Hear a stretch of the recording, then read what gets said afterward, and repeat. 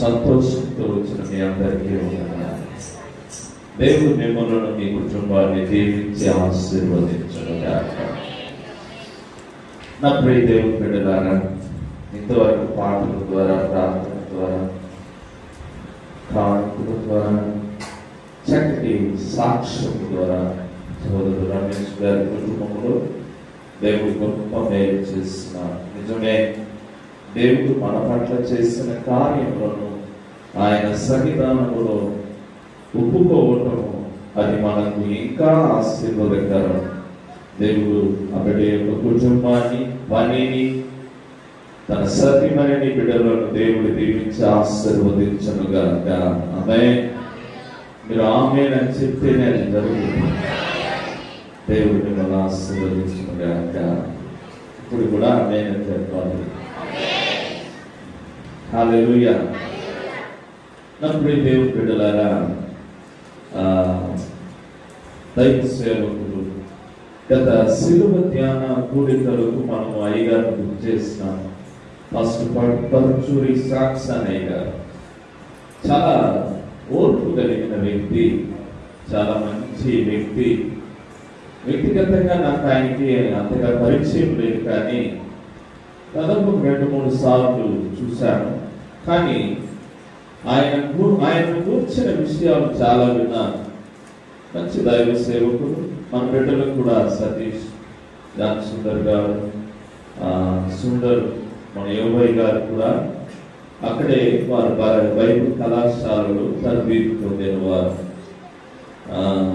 దైవ సేవకుడికి కోల్పోవటం అనేది దైవ సేవకునికి అది లాభకరం, అయితే సంఘానికి అది నష్టం. దేవుని వాక్యం చెప్తుంది, బ్రతుకుట క్రీస్తే చావైతే నాకు లాభమని అపోస్తలుడైన పౌలు చెప్పి వెళ్ళిపోయేశారు. అంటే చావునకు సిద్ధపడేవాడు దైవ సేవకుడు. హల్లెలూయా. సువార్త సేవ, దేవుని సేవ అంటే ఎలాంటిదంటే చావుతో సమానమైనది. రెండవది కత్తి మీద ప్రయాణం లాంటిది. మూడవది వీపున బాణములు గుచ్చబడి ముఖాన కళ చూపించేది దైవ సేవకుని యొక్క సేవ. హల్లెలూయా. దైవ సేవకుని వీపు చూస్తే అనేకులు గుచ్చి ఉంటారు. మాటలతో సరే, కార్యములతో సరే, ఏదన్నా ప్రవర్తనతో సరే దైవ సేవకుని వీపున కూర్చుంటారు. కానీ వాటన్నిటిని దాచిపెట్టుకొని దేవుని సన్నిధానంలోనికి వచ్చినప్పుడు తన బిడ్డల కొరకు ఆత్మతో సత్యముతో దేవుని ఆరాధించి ఆశీర్వాదాలను ఇచ్చేవాడే దైవ సేవకుడు. హల్లెలూయా. ఆయన యొక్క సేవ కొనసాగింది. భక్తుడు అంటారు కదా, మంచి పోరాటము పోరాడితిని, నా పరుగు కడను తీర్చింది. హల్లెలూయా.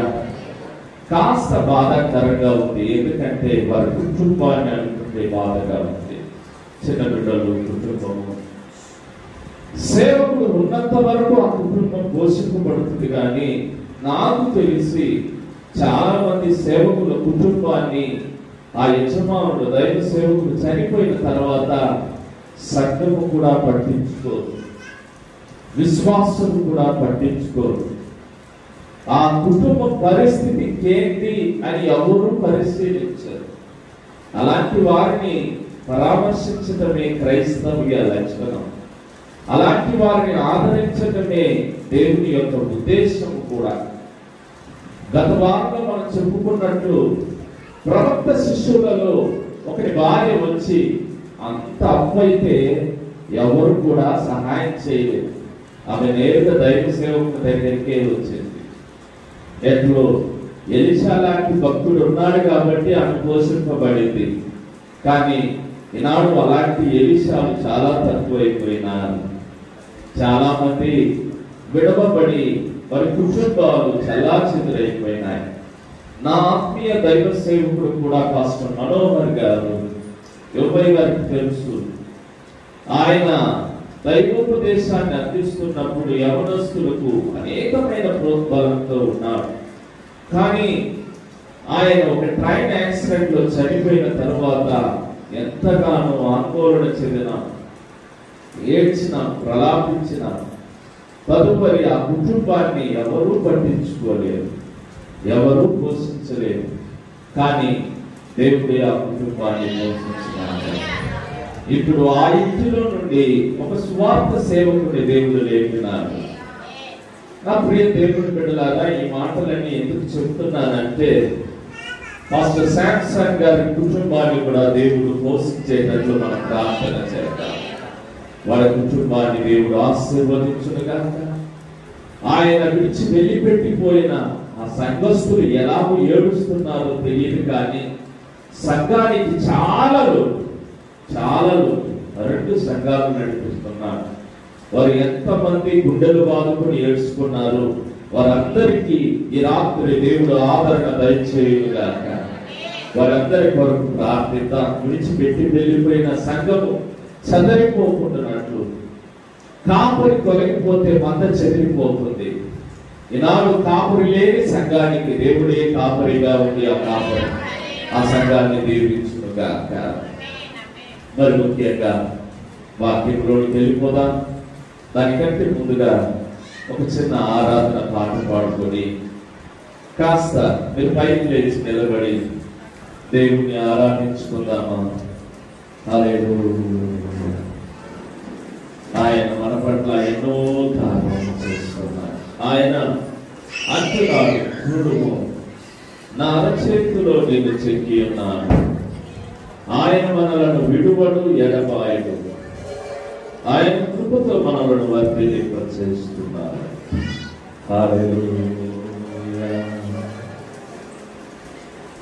దావీదు కుమారుడా నన్ను దాటిపోకయ్యా,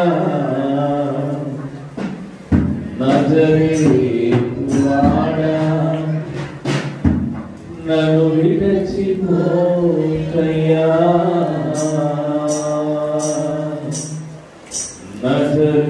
నజరేతువాడా నన్ను విడిచిపోకయ్యా.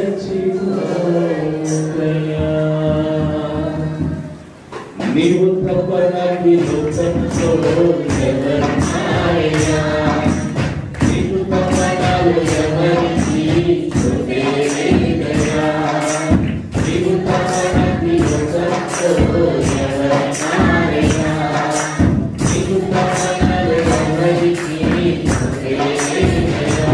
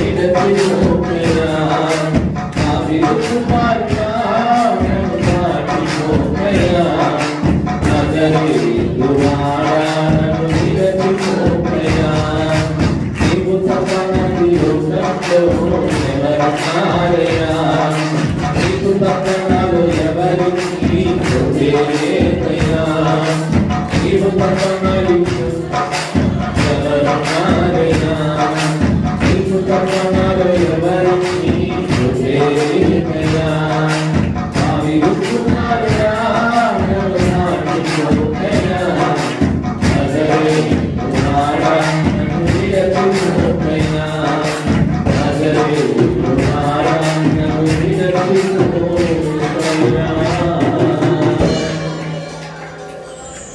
అయ్యా నన్ను విడిచి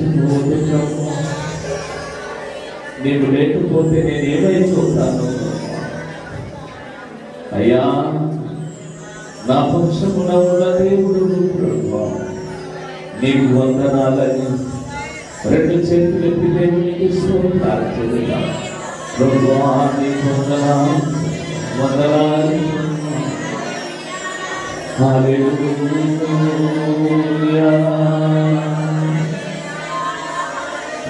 எங்கேயோ இருந்த என்ன பெயர் சொல்லி அழைத்தீரே, யாருக்கும் தெரியாத என்ன கை தூக்கி உயர்த்தினீரே, உங்களை நான் மறக்க முடியுமா, என் இதயத்துல உங்க முகம் துடைக்க முடியுமா, உங்களை நான் மறக்க முடியுமா, என் இதயத்துல உங்க முகம் துடைக்க முடியுமா. ஏன் அப்பா அம்மா கூட என்ன அழகு பார்த்ததில்லை, நீங்க உயர்த்தி உயர்த்தி அழகு பார்த்தீங்க. ஏன் அப்பா அம்மா கூட என்ன அழகு பார்த்ததில்லை, நீங்க உயர்த்தி உயர்த்தி அழகு பார்த்தீங்க.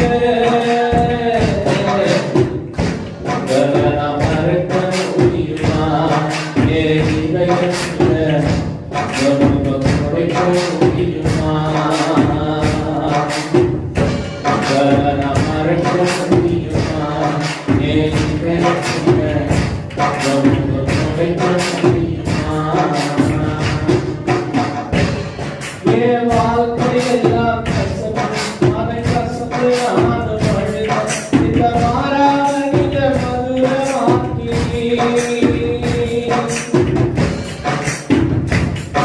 என் வாழ்க்கையெல்லாம் கசப்பு, அதை கசப்பு ஆன பழுத இந்த மாறாத நிஜ மதுரமாக்கி, மறக்க முடியுமா, என் இதயத்துல துடைக்க முடியுமா, மறக்க முடியுமா, என் இதயத்துல துடைக்க முடியுமா. என் அப்பா அம்மா கூட என்ன அழகு பார்த்ததில்லை, நீங்க உயர்த்தி உயர்த்தி அழகு பார்த்தீங்க. என் அப்பா அம்மா கூட என்ன அழகு பார்த்ததில்லை, நீங்க உயர்த்தி உயர்த்தி அழகு பார்த்தீங்க. மறக்க முடியுமா, என் இதயத்துல துடைக்க முடியுமா, மறக்க முடியுமா, என் இதயத்துல துடைக்க முடியுமா. నప్పుడు దేవుని బిడ్డలారా, ఈ లోకములో తల్లి ప్రేమ, తండ్రి ప్రేమ, అన్నదమ్ముల ప్రేమ, బంధువుల ప్రేమ, భర్త ప్రేమ, భార్య ప్రేమ గతించి మరణించి విడిచిపెట్టి ఎడబాసిపోవచ్చు, కానీ నా దేవుని ప్రేమ ఎన్నటికీ మారనిది, మరువనిది. ఇదిగో శాశ్వతమైన ప్రేమతో నేను ప్రేమిస్తున్నాను. ఈ లోక సంబంధమైన ప్రేమ కపటమైన ప్రేమగా ఉండొచ్చు, నిస్వార్థము లేకుండా స్వార్థమైన ప్రేమగా ఉండొచ్చు, కానీ దేవుడు నిస్వార్థమైన ప్రేమతో మనల్ని ప్రేమిస్తున్నాడు, శాశ్వతమైన ప్రేమతో ప్రేమిస్తున్నాడు. ప్రభువా నీ వందనాలు. ఈ బిడ్డలను మీరు ఆశీర్వదించిన మీ రెక్కల చాటును మరుగుపరుచుకొని బిడ్డలకు ఏ ఆత్మీయ ఆహారం అయితే అవసరమో ప్రభువా మీరే ప్రయత్నపడమని ప్రార్థిస్తున్నాను. మేమే తగ్గాలి, మీరే హెచ్చాలి. నీ నామానికే స్తుతి, ఘనత, మహిమ, ప్రభావములు ఆరోపిస్తూ యేసు నామములో ప్రార్థిస్తున్నాం తండ్రి. అందరం అలాగే జరిగి కూర్చున్నాం.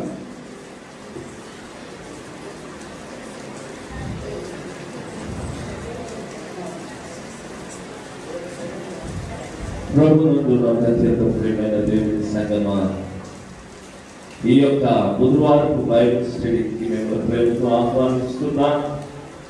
గత 3 వారాలుగా ఇశ్రాయేలు యొక్క కుమారులను గురించి మనం పరిశీలిస్తూ వస్తున్నాం. మొదటిగా ఒక వ్యక్తిని చూసుకున్నాం, పెద్ద కుమారుడు. ఆ కుమారుడి పేరేమి? రెండవదిగా ఇంకొక కుమారుని చూసుకున్నాం, ఆ యొక్క కుమారుడి పేరేమి? హల్లెలూయా. అంటే వాక్యాన్ని చక్కగా వింటున్నారని అర్థం. హల్లెలూయా. ఈనాడు కూడా ఒక కుమారుడిని మనం చూసుకుంటున్నాం. ఈ కుమారుడు 3వ కుమారుడు. లేయాకు పుట్టిన కుమారుల్లో ఇతడు 3వ కుమారుడు. ఈ కుమారులందరినీ తల్లి దీవిస్తుంది, తండ్రి దీవిస్తున్నాడు. పుట్టినప్పుడు తల్లి దీవించింది. పుట్టిన తర్వాత పెద్దవాడైన తర్వాత వృద్ధాప్యములో ఉన్న యాకోబు తన బిడ్డలను దీవిస్తున్నాడు. తల్లి ఏమని దీవించింది? ఆదికాండము 29వ అధ్యాయం 34వ వచనం.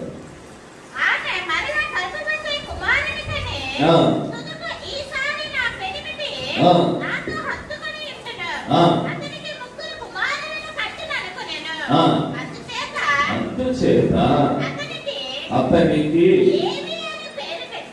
ఏమని పేరు పెట్టింది? లేవి అనే మాటకు హత్తుకొనుట అని అర్థం. హల్లెలూయా. మళ్ళీ చెప్తామా? లేవి అనే మాటకు ఏమని అర్థం? హత్తుకొనుట అని అర్థం. హల్లెలూయా.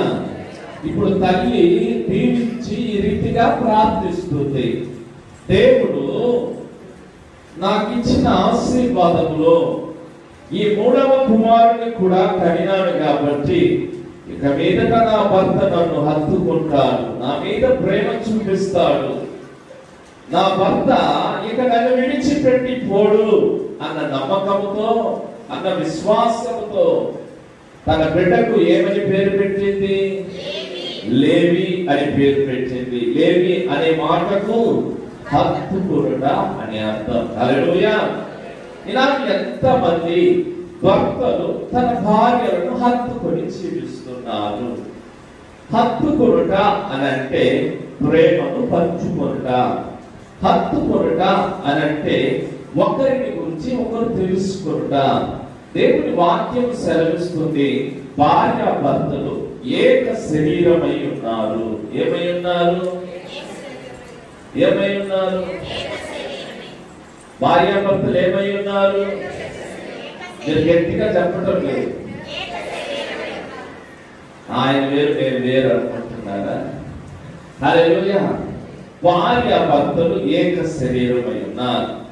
దీనిని చెత్తపరిచేటప్పుడు దైవ సేవకుడు కొన్ని ప్రమాణాలు చేస్తారు. ఏమని తెలుసా? అయ్యా, నీ భార్యను వ్యాధి ఎందును, బాధ ఎందును, ఆరోగ్యమందును, సుఖమందును, దుఃఖమందును, ఏ సమయమందు కూడా ఆమెని విడిచిపెట్టకూడదు, ఎడపాసకూడదు అని చెప్తారు. మొదట్లో బాగుంటుంది కాబట్టి అన్నిటికీ అవును ఆమేన్ అని చెప్తారు. 3 నెలలు గడిచిన తర్వాత భార్య చేదైపోతుంది, భర్త చేదైపోతారు. ఇప్పుడు వాళ్ళ సంభాషణ ఎలా ఉంటుందంటే, ఆయనకి చుట్టే బాగుండు, నేను ఆమెను చేసుకుంటుంటే బాగుండు, ఇక్కడ చేసిన వాగ్దానం ఏంటి, వీళ్ళు మాట్లాడుకునే సంభాషణ ఏంటి? నన్ను మంచి మంచి వాళ్ళు అడిగిపోయారు, ఎట్లాంటి దుర్మార్గుడికి ఇచ్చిండ్రు నిన్ను అని అంటారు. కొంతమంది అంటారు, నేను బాగా కష్టమిచ్చే వాళ్ళు చేసుకోవాల్సిందే, పోయి ఏమి లేదు దాన్ని ఇది చేసుకున్నాను అంటారు. హల్లెలూయా. భార్యాభర్తలు జతపరచడం అనేది దేవుని యొక్క అనాది కాలం సంకల్పం. హల్లెలూయా. అందును బట్టే కదా వాక్యం అంటుంది, భార్యాభర్తలు ఏక శరీరం, వారు ఏక శరీరం అయి ఉంటారు.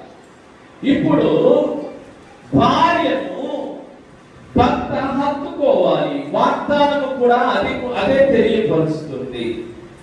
ఆదాముకు అవ్వను ఇచ్చిన తర్వాత దేవుడు అంటున్నాడు, ఇక మీదట తన తల్లిదండ్రులను విడిచి ఆదాము అవ్వను హత్తుకొను. అప్పుడు ఆదాముకు తల్లిదండ్రులు లేరే అని మీరు అడగచ్చు. ఆదాముకు తల్లి అయినా దేవుడే, తండ్రి అయినా దేవుడే. కానీ దేవుణ్ణి కూడా విడిచి అవ్వను హత్తుకోవటం అనేది అది న్యాయమేనా అని మీరు అడిగితే ఏ విషయములు అంటే, వారు శరీర సంబంధంగా ఏక శరీరమై ఉండాలి, వారు ఆత్మ సంబంధంగా దేవునికే వారు వాగ్దానమైన దేవుని బిడ్డలై ఉండాలి. హల్లెలూయా. భార్యాభర్తలలో ఏ దాపరికం ఉండకూడదు, కానీ సమస్యలు తెచ్చే మాటలు ఉండకూడదు. పోయిన వారం చెప్పినాను కదా, ఏది చెప్పాలనో చెప్పాలి. నేను వీరుణ్ణు, నేను సూర్యుడు అని చెప్పకూడదు. హల్లెలూయా. మా అమ్మోళ్ళ ఇంట్లో అది జరిగింది ఇది జరిగిందని మీరు చెప్పకూడదు. ఏది జరగాలో జరగాల్సిందేదో మాట్లాడుకోవాలి. హల్లెలూయా. కానీ ఒక విషయాన్ని సూటిగా చెప్తున్నాను, భార్యకు నమ్మకంగా భర్త ఉండాలి, భర్తకు నమ్మకంగా భార్య ఉండాలి. హల్లెలూయా. హత్తుకొనుట. హల్లెలూయా. ఇప్పుడు లేయా ఏం చేస్తుందంటే, తన భార్యను, లేయా తన భర్తకు బిడ్డను కానీ ఆ బిడ్డను చూసంటుంది, ఇక మీదట నా భర్త నన్ను హత్తుకొని జీవిస్తాడు. హల్లెలూయా. హత్తుకొని జీవిస్తాడు కనుక అతనికి ఏమని పేరు పెట్టింది? లేయా అని పేరు పెట్టింది. లేయా అనే మాటకు అర్థం ఏంటంటే, లేవి. లేవి అనే మాటకు అర్థం ఏంటో తెలుసా? హత్తుకొనుట అనే అర్థం. హత్తుకొనుట అనే అర్థం కనుక ఈమె తన భర్తను బట్టి ఆమె సంతోషించింది. ఇక మీదట నా భర్త నన్ను విడిచిపెట్టిపోడు, ఇక మీదట నా భర్త నన్ను హత్తుకొని జీవిస్తాడు, నన్ను ప్రేమిస్తాడు అని తీర్మానం చేసుకునేది. రెండవదిగా ఇప్పుడు యాకోబు లేవీని దీవిస్తున్నాడు. ఏ రీతిగా దీవిస్తున్నాడు? ఆదికాండము 49వ అధ్యాయం 5వ వచనం చూడండి.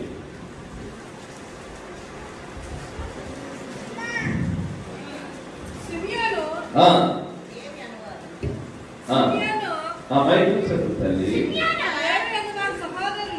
మైక్ తీసుకోమ్మా, మైక్ తీసుకోమ్మా. సిమియోను లేవి అను వారి సహోదరులు వారి ఖడ్గములు హల్లెలూయా. నా ప్రాణమా వారి ఆలోచనలు చేరవద్దు, నా గణమా వారి సంగములతో కలుసుకొనవద్దు. వారి కోపము వచ్చి మనుషులను చంపిరి, తమ స్వేచ్ఛ చేత ఎద్దులను గుద్ది కాలి నరములను తెగగొట్టిరి.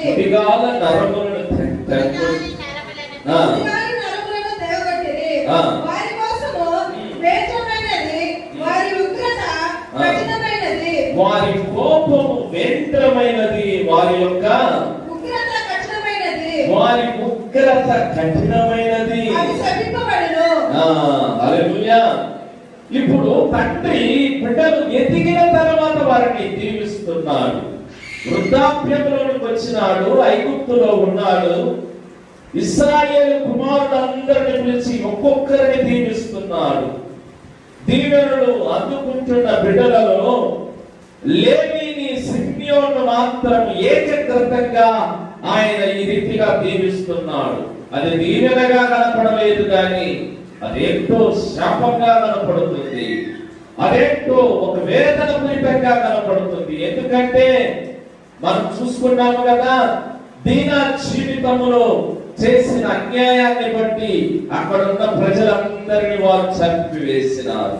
కానీ ఈ లేవి దేవుడు ఈ లేవిని ప్రత్యేకపరుస్తున్నాడు. తల్లి ఆ అబ్బాయిని దీవించింది. నా భర్త నన్ను హత్తుకుంటాడని పేరు పెట్టుకునింది, అతనికి లేవి అని పేరు పెట్టింది. ఇప్పుడు తండ్రి బిడ్డ ఎదిగిన తర్వాత వీడు కోపిష్ఠుడు, వీడి ఖడ్గము బలాత్కారమైన ఖడ్గము, ఇతడు భయంకరంగా ఉన్నాడు, ఇతని సంఘములోనికి చేరవద్దు, ఇతడు నా కడమ వారి సంఘముతో కలుసుకొనవద్దు. వారు కోపము వచ్చి మనుషులను చంపుతున్నారు. హల్లెలూయా. లేవీయులు ఏం చేస్తున్నారంట? కోపం వస్తే మనుషులు చంపేస్తారంట. హల్లెలూయా. ఎప్పుడు చంపినారు? మీరు బాగా చూసినట్లయితే లేవి వంశస్థుడు ఐగుప్తు దేశంలో ఒక స్త్రీకి బిడ్డనిచ్చిన తర్వాత ఆ బిడ్డను 3 నెలలు దాచి దాని తర్వాత దాచలేకపోయింది. జబ్బు పెట్టిలో పెట్టి ఆ బిడ్డను నదిలో వదిలిపెట్టింది. ఆ బిడ్డ పేరు ఏం పేరు? మోసే. ఈ మోసే ఏం చేసినాడంటే రాణి యొక్క బిడ్డగా పెంచబడి, కన్న తల్లి దగ్గరనే పెంచబడి, రాణి యొక్క బిడ్డగా ఎంపిక చేయబడి, ఫరో యొక్క వారసత్వములో తను కూడా పాలిభాగస్తుడై ఆ జనుల పైన అధికారిగా తిరుగుతున్నప్పుడు ఇశ్రాయేలు మధ్య గొడవ పడుతుంది. ఇద్దరు ఇశ్రాయేలీలు హెబ్రీయులు కొట్టుకుంటున్నప్పుడు వారి మధ్యలోకి వచ్చినారు. అంతకు ముందు జరిగిన సంభవం ఏంటంటే ఒక ఐగుప్తీయుడు ఇశ్రాయేలీయుడిని కొడుతున్నాడు. దానిని చూసి తట్టుకోలేకుండా ఇతను ఏం చేసినాడంటే ఆ ఐగుప్తీయుడిని పట్టుకొని కొట్టి చంపి అతను కూర్చిపెట్టినాడు. హల్లెలూయా. ఇప్పుడు మోసేకి ఎంత కోపం తెలుసా? కోపం వస్తే ఒక్క దెబ్బకు కొట్టి చంపేస్తాడు. హల్లెలూయా. ఇతడు లేవీయుడు. ఇక్కడ వాగ్దానం ఏమని ఉందంటే అతనికి కోపం వస్తే మనుషులను చంపివేస్తాడని. చెప్పింది చెప్పినట్టు జరిగిందా? జరిగింది. ఇప్పుడు ఈ లేవీయుడైన మోసే ఒక వ్యక్తిని పట్టుకొని కొట్టే లోపల అతను చచ్చిపోయినాడు. అయితే మోసేకి ఒక పేరు పెట్టినాడు దేవుడు. ఏమని పేరు పెట్టినాడు తెలుసా? మోసే సాత్వికుడు అని పేరు పెట్టినాడు. సాత్వికుడు అనే మాటకు అర్థం ఏంటో తెలుసా? ఓర్పుమంతుడు, శాంతమూర్తి. హల్లెలూయా. ఒకరిని కొట్టి చంపి పుడిచిపెట్టినోడంట ఆ రోజుల్లో శాంతమూర్తి. హల్లెలూయా. ఈనాడు కూడా మాకు అప్పుడప్పుడు బిరుదులు ఇస్తారు. చాలా సాఫ్ట్ క్యారెక్టర్. ఆ సాఫ్ట్ క్యారెక్టర్ కోపం వచ్చినప్పుడే అతనికి నిజ స్వరూపం బయటపడదు. హల్లెలూయా. ఇప్పుడు ఈయన సాఫ్ట్ క్యారెక్టరే. దేవుడు కూడా ఇతని సాఫ్ట్ క్యారెక్టర్ అన్నాడు. ఇతను సాత్వికుడు అన్నాడు. ఆ రోజుల్లో ఒకరిని కొట్టి చంపి పూడ్చిపెట్టినోడే సాత్వికుడు అంట. అప్పుడు ఆ ప్రజలు ఎంత దుర్మార్గులుగా ఉంటారో ఆలోచించుకోండి. నా ప్రియ దేవుని బిడ్డలారా, లేవీయుల మీద దేవుని యొక్క ఉన్నత పిలుపు ఉండేది. సిమియోను మీదకి దేవుని పిలుపునింది. కానీ సిమియోను లేవి ఇద్దరు కలిసి ఒక పాపం చేసినారు. ఇద్దరు ఆ శాపాన్ని పొందుకున్నారు. అయితే సిమియోను శాపాన్ని శాపంగానే మార్చుకున్నాడు, కానీ లేవి శాపాన్ని ఆశీర్వాదకరంగా మార్చుకున్నాడు. చప్పట్లు దేవుని యొక్క నామాన్ని సిమియోను ఇచ్చిన దీవెనలో కొన్ని నిలబెట్టుకున్నాడు, కొన్ని పోగొట్టుకున్నాడు. కానీ లేవి ఆ రీతిగా చేయలేదు. లేవి దేవుని సన్నిధానంలో ప్రలాపించినాడు, దేవుని గట్టిగా పట్టుకున్నాడు. లేవి ఏం చేస్తున్నాడో తెలుసా? మోషే నుండి ప్రారంభమైన లేవి గోత్రికులలో దేవుని కొరకై వారిని వారు సమర్పించుకున్నారు. హల్లెలూయా. లేవి గోత్రములో నుండి వచ్చిన వాడే అహరోను, లేవి గోత్రములో నుండి వచ్చిన వాడే మోషే, లేవి గోత్రములో నుండి వచ్చిన వారే కోరహు కుమారులు. ఆ బుద్ధి పోనే లేదు, వస్తానే ఉంది. ఒక పక్క దేవుని దగ్గర క్షమాపణ అడుగుతున్నా, లేవి కుమారులు కొంతమంది దేవునికి విరోధమైన కార్యాలు చేస్తూనే ఉన్నారు. ఎలా చేస్తున్నారు? కోరహు కుమారులు ఏం చేస్తున్నారంటే సొంత అన్నదమ్ములకు విరోధంగానే కోటలు పెట్టినారు. హల్లెలూయా. మీ ప్రార్థనైనా దేవుడు ఆలకిస్తాడు, మీ ధూపార్తినైనా దేవుడు అంగీకరిస్తాడు, మేము ఆరాధించినా కూడా దేవుడు అంగీకరిస్తాడని తనిగా కోటం పెడితే 256 మందిని నిలువున ఆకాశము నుండి అగ్ని వచ్చి దహించి వేసింది. కోరాహు, దాతాను, అబీరాములను వారి సమూహాన్ని దహించి వేసింది. వారిని గురించి సంభాషణ చేసుకుంటున్నారు. ఈ లేవీయులైన మోషే, అహరోనులే ఇంతటి దారుణానికి కారణము, వీరి యొక్క శాపమే వారికి తగిలిందని. ఈ మాట విన్న దేవుడు అహరోను పక్షముగా ఉన్నాడు, మోషే పక్షముగా ఉన్నాడు.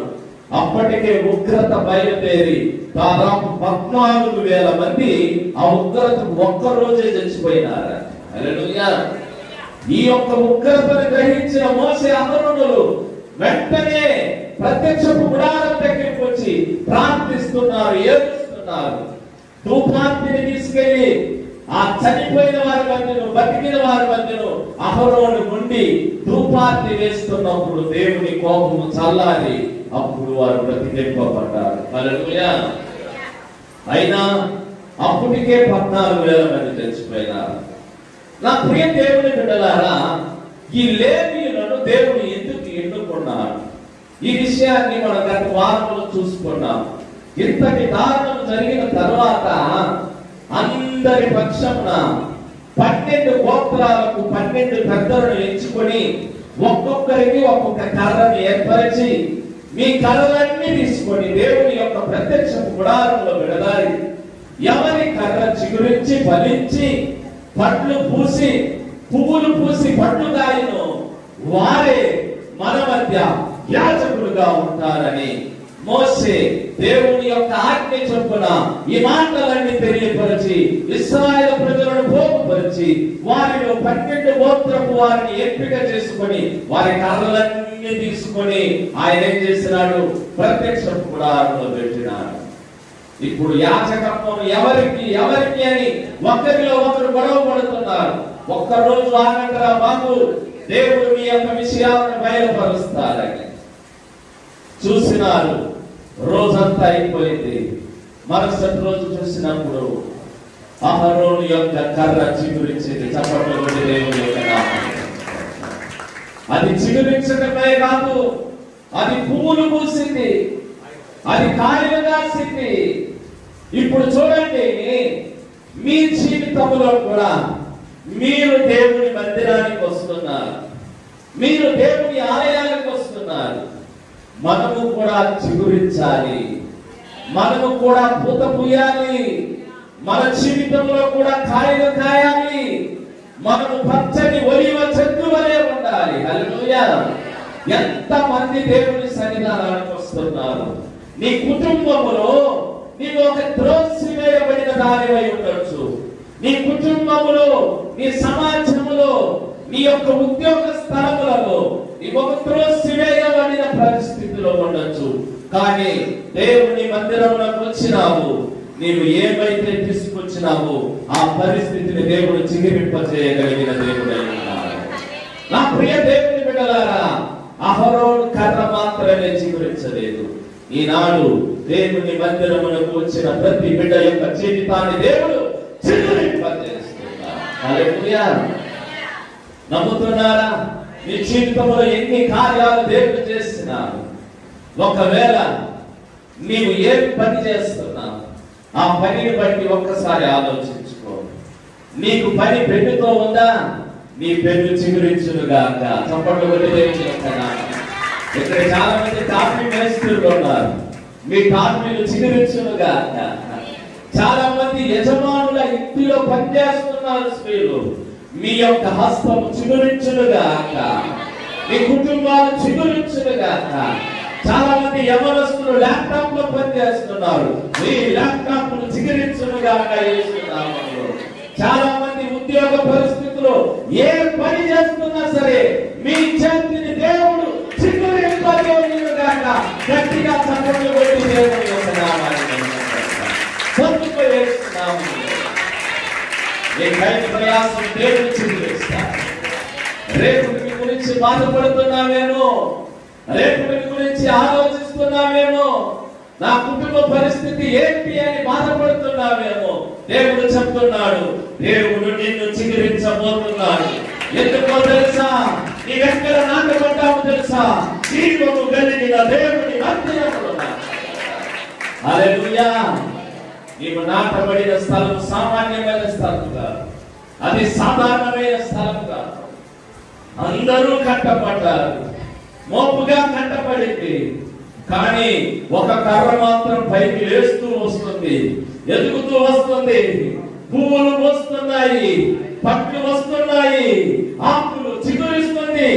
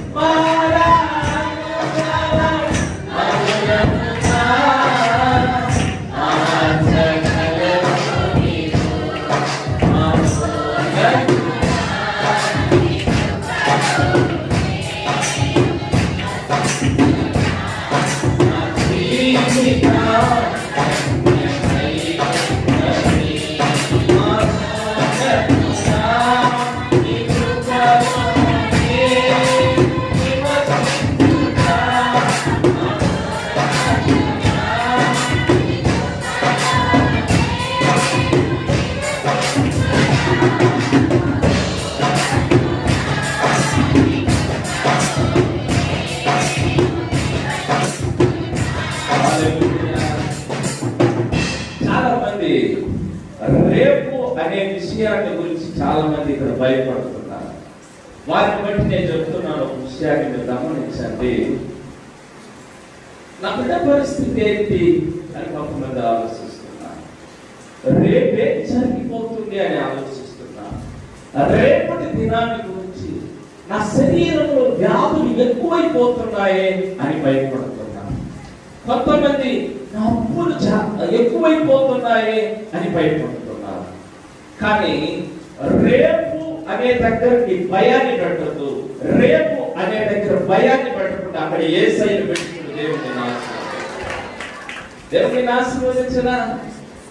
రేపు అనేది నీకు భయం కలిగించేది కాదు, నిన్ను ఆశీర్వదించే యేసయ్య నీ పక్షాన ఉన్నాడు. నీకు నే దేవుడు తోడై ఉన్నాడు. నా ప్రియ దేవుని బిడ్డలారా, లేవి కర్ర చిగురించిందంటే లేవి సమర్పణ దేవుని దృష్టిలో గొప్పదై ఉన్నది కాబట్టి దేవుడు లేవిని ఆశీర్వదించాడు. ఈనాడు వచ్చిన నిన్ను నన్ను దేవుడు ఆశీర్వదిస్తాడు. ఈ కులపు వారిని, ఈ వర్గపు వారిని దేవుడు ఆశీర్వదిస్తానని చెప్పారా? లేదు లేదు. పాత నిబంధనలో లేవిని దేవుడు ఎందుకు ఎన్నుకున్నాడో తెలుసా? లేవిని ఎన్నుకున్నాడంటే ఈనాడు నూతన నిబంధనలో నీ జీవితంలో, నా జీవితంలో లేవికున్న గుణాతిశయాలే మనలో ఉంటే మనలను కూడా దేవుడు చిగురింపచేయాలి. మన జీవితంలో ఒక పండు లేదనుకుంటున్నాను, ఒక కాయ లేదనుకుంటున్నాను. గర్భఫలము యెహోవా ఇచ్చు గర్భ గత వారంలో నీ కడుపులో నిద్రపోతున్నా, ప్రార్థన చేసుకోండి.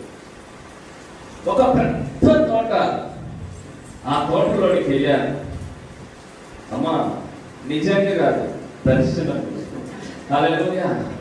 దేవుని చిత్తం అయితే ఆ దర్శనాన్ని దేవుడు నిజము చేయగా ఆ తోటలోనికి వెళ్ళిన వెంటనే అక్కడ కావలి వారు చాలా మంది ఉన్నారు. అయినా సరే నేను పరిగెత్తుకుంటూ వెళ్ళి చేతికి దగ్గరగానే ఉన్నాయి చాలా పెద్ద మామిడి పండు. నాకు చాలా ఆశగా ఉండేది.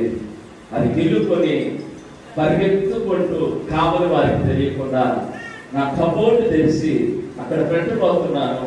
ఆల్రెడీ అదే మామిడి పండు ఒప్పుకుంటుంది. దేవుడు ఈ సంవత్సరంలో ఇద్దరి యొక్క గర్భఫలాలను దేవుడు నేను విశ్వసిస్తున్నాను. దేవుడు మీ గర్భఫలాలను ఆశీర్వదించాడు. నా ప్రియ దేవుని బిడ్డలారా, మీరు బాగా గమనించండి. దేనిని గురించి మీరు భయపడుతున్నారు? దేనిని గురించి మీరు ఆలోచిస్తున్నారు? మోడు బారిన జీవితాలను దేవుడు ఏం చేస్తాడంట? జీవింపచేయగలుగుతాడు. నేను ఎందుకు ఎన్ని మాటలు చెప్తున్నానంటే లేవీని గురించి ఒక ప్రత్యేకతను దేవుడు తెలియపరుచున్నాడు. అదేంటంటే సంఖ్యాకాండము 6వ అధ్యాయం 22వ వచనాన్ని చూసుకుందాం. యెహోవా తల్లి మైకులు చదువమ్మా. యెహోవా ఇప్పుడు చూడండి, లేవి వంశస్థులకు ఒక ప్రత్యేకతను దేవుడు అనుగ్రహిస్తున్నాడు. అహరోనుతోను అతని కుమారులతోను ఇలాగను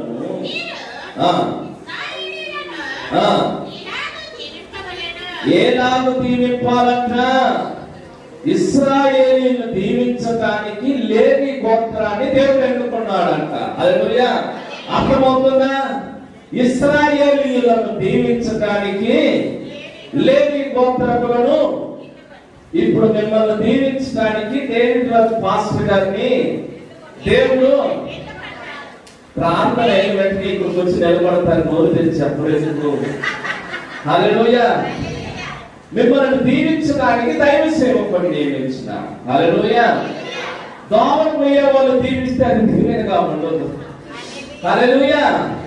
యెహోవా మందిరములో దైవ సేవకుని ద్వారా దీవింపబడటానికి దేవుడు అహరోనుని ఎన్నుకున్నాడు, లేవి గోత్రికులను ఎన్నుకున్నాడు. ఇప్పుడు అంటున్నాడు, మోసే లేవి గోత్రికుడైన అహరోనుతో వెళ్ళి చెప్పు. ఏమని చెప్పమంటున్నాడో తెలుసా? యెహోవా నిన్ను ఆశీర్వదించి నిన్ను కాపాడునుగాక. యెహోవా నీకు ఇప్పుడు బాగా గమనించండి. దైవ సేవకుడు ఏం చెప్పాలి? దీవెనలు ఇవ్వాలి. హల్లెలూయా. బీలాము అనే ఒక దైవ సేవకుడు ఉన్నాడు. అతని గదిలోనికి దేవుడు నడిచి వచ్చి మాట్లాడతాడంట. అంత గొప్ప దైవ సేవకుడు ఆయన. కానీ ఇశ్రాయేలు ప్రజలను శపించమని ఒక రాజు డబ్బులిచ్చి ఆయన చేసుకుంటే అక్కడికి వచ్చిన తర్వాత అతని మాటలే మారిపోయినాయంట. హల్లెలూయా. అప్పుడు దైవ సేవకుడు అంటాడు, దేవుడే దీవించాలనుకున్నప్పుడు నరమాత్రుడిని నేను ఎంత మాత్రం అని అంటాడు. శపించవచ్చిన అతన్ని కూడా దేవుడు అతని నోటిలో దీవెనలను పెట్టి ఇశ్రాయేలు ప్రజలను దీవించేటట్టు చేస్తాడు. హల్లెలూయా. నా ప్రియ దేవుని బిడ్డలారా, మీరు బాగా గమనించండి. దేవుని బిడ్డలను ఎన్నుకునేది ఎందుకంటే దేవుడు తన బిడ్డలను ఆశీర్వదించడానికి, దీవించడానికి. ఈనాడు దైవ సేవకులు బాగా మత్తుగా తాగి ఏదో ఒక చెత్తలో పడి తెచ్చిపోయి ఉంటాడు. ఆయనకి భూస్థాపన చేయాలి. వచ్చిన వెంటనే మేము ఏమనాలో తెలుసా? మా వైపే బంధువులందరూ చూస్తుంటారు, తల్లిదండ్రులు చూస్తుంటారు, తోబుట్టినోళ్ళు చూస్తుంటారు. ఆ వ్యక్తిని ఏమనాలంటే, అయ్యగారు ఇప్పుడు పరలోకంలో ఉన్నారు. హల్లెలూయా. ఆ మాట చెప్పకపోతే ఫాస్ట్ గారికి కానుక ఇవ్వరు. హల్లెలూయా. నేను అంతగా పట్టించుకోను అనుకోండి. హల్లెలూయా. ఇప్పుడు ఏం చెప్పాలంటే, అయ్యగారు దేవుని గుడి కుడిపార్శ్వమున ఉన్నారు. ఇది దీవెనేనా? వారికి తెలుసు దైవ సేవకులకి వీడంతా నరకానికి పోతులు చెప్తే వాళ్ళకి మనస్ఫూర్తి కోసం చెప్పుకుంటారు. హల్లెలూయా. నా ప్రియ దేవుని బిడ్డలారా, దీవెన అనేది నీవు భూమి మీద ఉన్నంత వరకే అది దీవెనగా మారుతుంది. హల్లెలూయా. ఇప్పుడు యెహోవా మందిరములోనే దీవెన దొరుకుతుంది. దేవుని మందిరానికి వచ్చిన నీకు ఏం దొరుకుతుందమ్మా అని అడిగితే నువ్వేం చెప్పాలి తెలుసా? నా దేవుని మందిరములో నాకు ఆశీర్వాదం దొరుకుతుంది, దీర్ఘాయుష్షు దొరుకుతుంది, ఆరోగ్యం దొరుకుతుంది, నా పిల్లలను దేవుడు పోషిస్తున్నాడు అని గట్టిగా చెప్పాలి. అన్నవారు మాత్రం ఆమేనని చెప్పాలి. హల్లెలూయా. ఇప్పుడు బాగా గమనించండి, ఆ మాట చదవమా.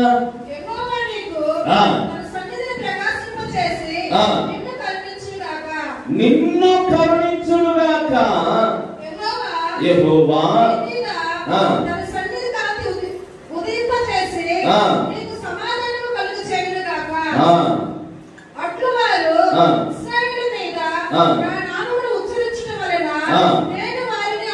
నేను వారిని ఆశీర్వదించాను. ఏం చేయాలంట? ఈ లేవి గోత్రికుడైన అహరోను ఏం చెప్పాలంటే దేవుడు నిన్ను ఆశీర్వదించి, ఆ మాట తమిళ్లో బాగుంటుంది, తమిళ్లో చదివితే పక్కా ఉంటుందమ్మా, చదవండమ్మా. ప్రయోజనం లేదు మైక్లో చదవకపోతే.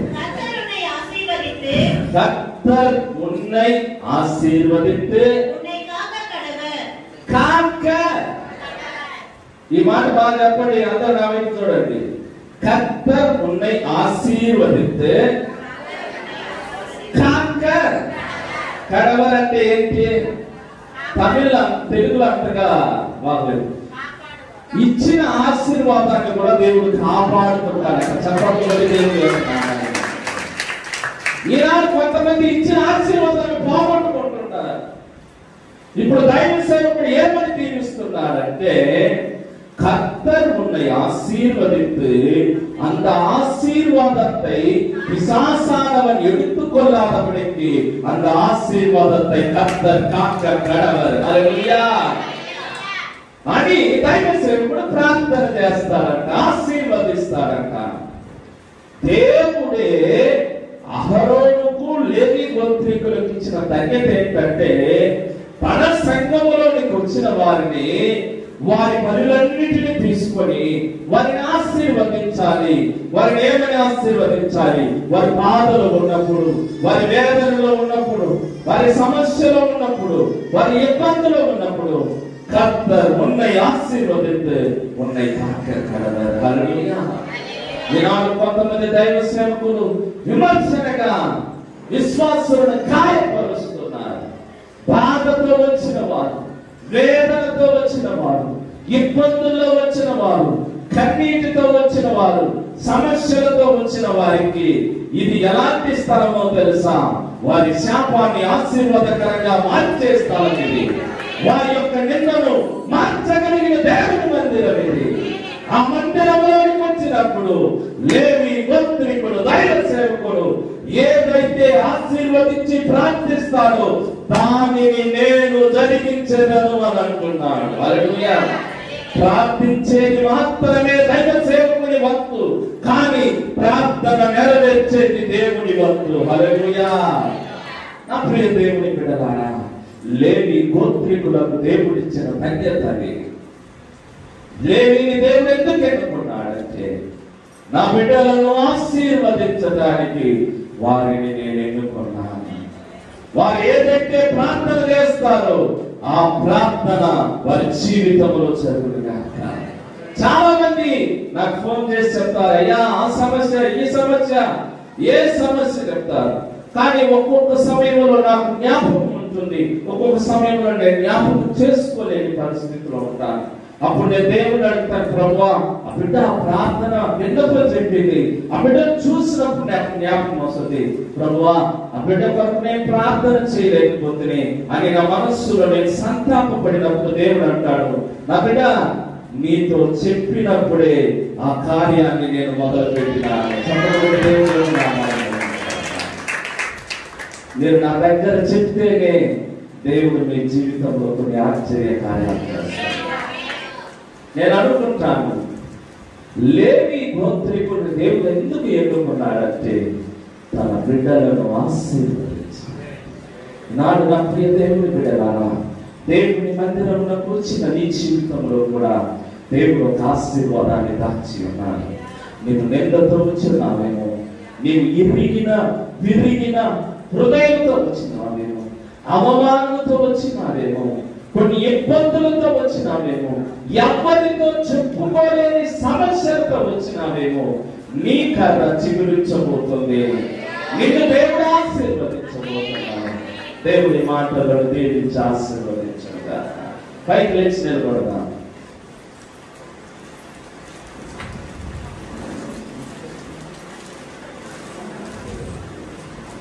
హల్లెలూయా. స్తోత్రం నాయనా, స్తోత్రం స్తోత్రం స్తోత్రం. ప్రభువా నీకు వందనాలు ప్రభువా. స్తోత్రం స్తోత్రం స్తోత్రం.